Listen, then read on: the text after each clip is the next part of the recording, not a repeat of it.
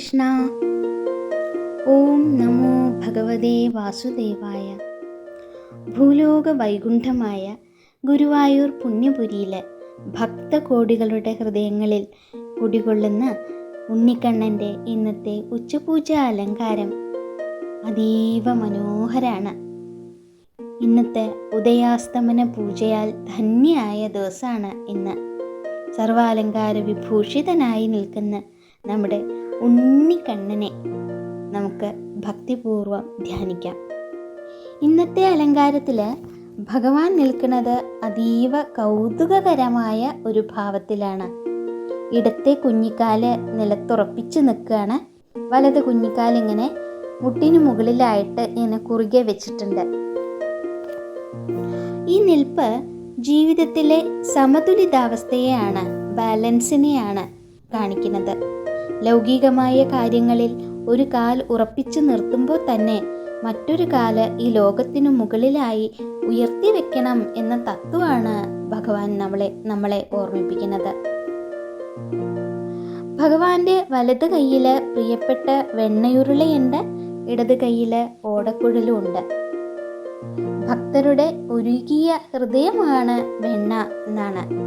നിഷ്കളങ്കമായ ഭക്തിയാൽ അലിഞ്ഞു ചേരുന്ന ഭക്തന്റെ മനസ്സിനെ ഭഗവാൻ കൈവെള്ളയിൽ ഇങ്ങനെ സ്വീകരിക്കുകയാണ്, ഹൃദയത്തിലേക്ക് സ്വീകരിക്കുകയാണ് എന്നാണ്.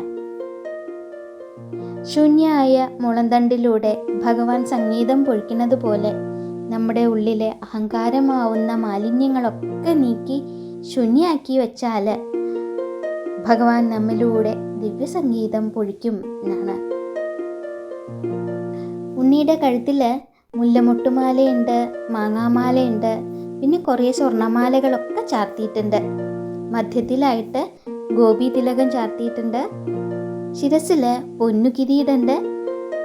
അതിന് മുകളിലായിട്ട് വെളുത്ത പൂക്കളും കടും ചുവപ്പ് തെച്ചിപ്പൂക്കളും ചേർത്തിട്ട് ഇടകലർന്നിട്ടുള്ള 2 തിരുമുടി മാലകളാണ് ചാർത്തിയിട്ടുള്ളത്.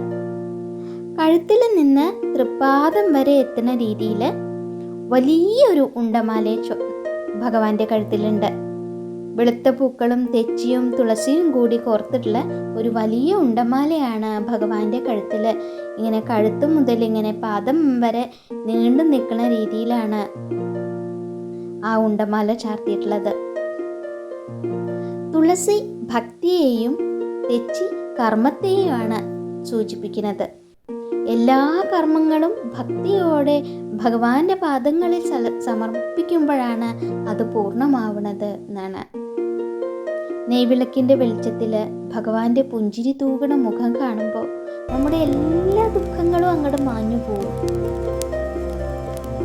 ഭഗവാന്റെ തിരുമുടിക്ക് മുകളിലായിട്ട് ചുവന്ന താമര കൊണ്ടുള്ള ഉണ്ടമാലയും പ്രിയപ്പെട്ട തുളസി മാലകളും ഇങ്ങനെ വിധാനമായിട്ട് അലങ്കരിച്ചു വെച്ചിട്ടുണ്ട്. അമ്മയുടെ ലാളനമേറ്റിട്ടുള്ള ആ പൊന്നുണ്ണി ഗുരുവായൂർ ശ്രീലകത്ത് കരുണാകടാക്ഷങ്ങളോടെയാണ് നമ്മളെ കാത്തു നിൽക്കുന്നത്.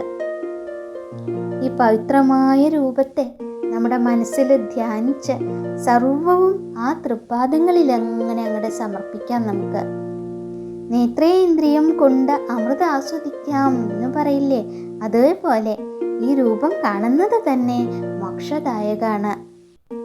എല്ലാവർക്കും ഗുരുവായൂരപ്പൻ്റെ അനുഗ്രഹം ഉണ്ടാവട്ടെ എന്ന് പ്രാർത്ഥിക്കുകയാണ്. നമുക്കെല്ലാവർക്കും ഒരുമിച്ച് ഭഗവാന്റെ നാമം ജപിക്കാം. നാരായണ നാരായണ നാരായണ നാരായണ നാരായണ. കൃഷ്ണ ഗുരുവായൂരപ്പ.